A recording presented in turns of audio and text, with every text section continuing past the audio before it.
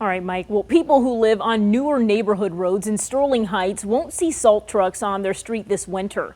The Department of Public Works is taking a new approach to try and preserve roads by skipping the salt.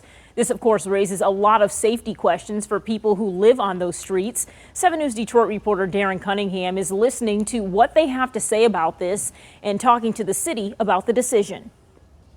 I'm on Cabot and Castleton Drive in Sterling Heights, which have clearly been resurfaced.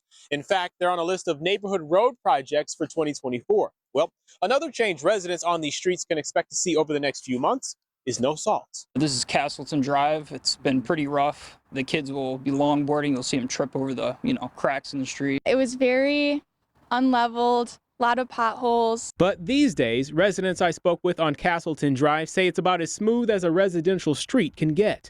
It's one of 24 roadways upgraded as part of Sterling Heights' local road concrete reconstruction and improvement program for 2024. It is a very busy road. A lot of the times, you have buses coming through and cars, so you want it to be nice and smooth. So it was good that it was redone. The city announced this winter it won't salt neighborhood roads reconstructed in the last 3 years in order to avoid surface scaling or flaking. In other words, the goal is to preserve the concrete. I spoke with the director of the Department of Public Works, Mike Moore, who says the request to not salt newer neighborhood roads this winter came from the city's Office of Engineering. Castleton Drive residents I spoke with, like Grace Zahner and Jeremy Hogan, have varying views on the matter. It stinks for the short term, because you want salt on the road. You obviously don't want to drive on ice, but if it's going to preserve the road, we want that. We have so many potholes in Michigan, and especially Sterling Heights. As it does preserve the roads, not salting them, it's also just as unsafe. Hogan says he pays special attention to road conditions. I'm a delivery driver, so I have to drive through these neighborhoods.